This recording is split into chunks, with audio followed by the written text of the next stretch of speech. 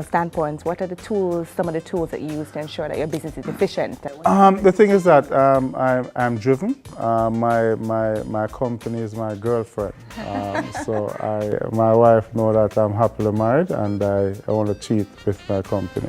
And she knows it. So my company is her matey. Yeah. So I'm constantly there, always looking for new opportunities so I can improve the brand. And the other critical thing is constant staff training. My staff are trained by me personally. And they'll tell her that boss is miserable, but and XYZ. But the reality is they too get the compliments when they go out there from the customers and from customs.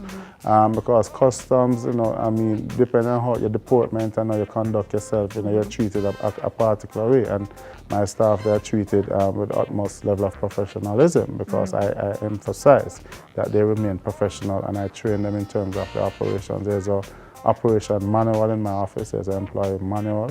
I'm currently doing my ISO 9000 certification with National Certification Board. I'm currently doing that course. So the thing is that we look at all the best business practices, not just locally, but internationally. And I translate this right down to my staff. Talk about some of the reasons you think that partnerships work or don't work. Our partnership has its pros and cons. You have persons with probably the requisite skills or talent in a particular area, a good product, but they just don't have the business acumen. And sometimes it can be very hard sharing from your experience and what is required to take the business to another level. Some persons just, and let me just state this, and this might surprise a lot of people, but the reality is a lot of persons aren't cut out to be entrepreneurs, and that's a fact. Entrepreneurship is just for a special breed. Because it requires a whole lot and some people just cannot deal with it. But you have other partnership that works. I have another company that I have two of my friends, one from JC's, one from YA. They are directors and that is working quite well and stuff. So it has its pros and cons. It can work, but you have to have, one thing I've learned though is that any more partnership I'm going into, it must be somebody who's already into a business. Right. And they need have to support. be on your level. Yeah, and so they need the support. But unfortunately, I don't want to sound mean or anything, but I'm not going to say encourage somebody to start up something on their part. Because if you don't have the passion, you just don't have it. Yes, the passion is important. What about YA? YA, I'm one of the founding members, and also I've been, the organization is 5 years old, going into the 6th year. I serve as vice president. What's your mandate? My mandate is, I have my theme. My theme is solidifying the base, building the capacity for the future. And what we're doing is empowering our members, our team members, to build the capacity in terms of the membership base, certain procedural stuff, also to expose our members in terms of within the business. We also have a new initiative called Think Noise, where we Think Noise. Think Noise. Right, it's a brand. Right, yeah, it's a brainchild of one of our vice presidents where we support each other businesses, where for each month we'll be supporting 2 members' business in making noise about that business, whether it be on Facebook or BB, etc., telling our friends.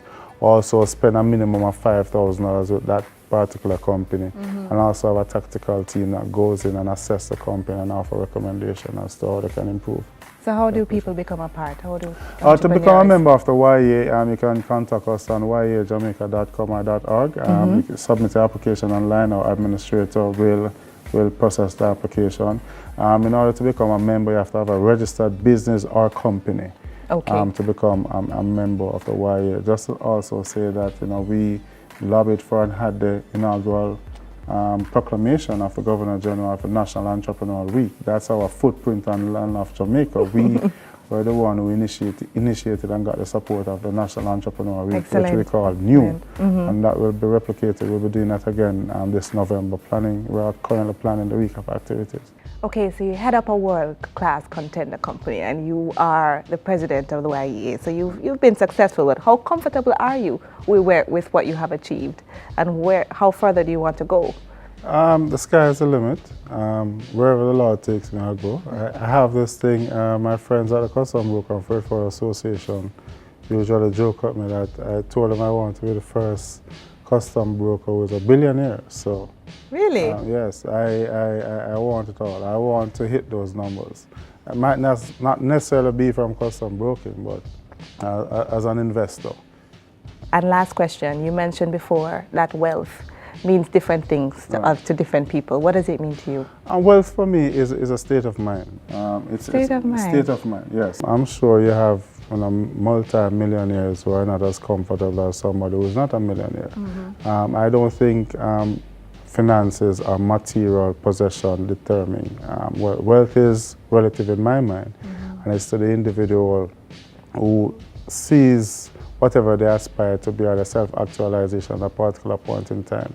That's how I define wealth, because I know a lot of persons who are wealthy and they're not happy, and I know persons who are not wealthy and they're happy. Yeah. Wealth is a state of mind. Well, it's definitely been fun and interesting. Thank you so much for joining us. Thank you.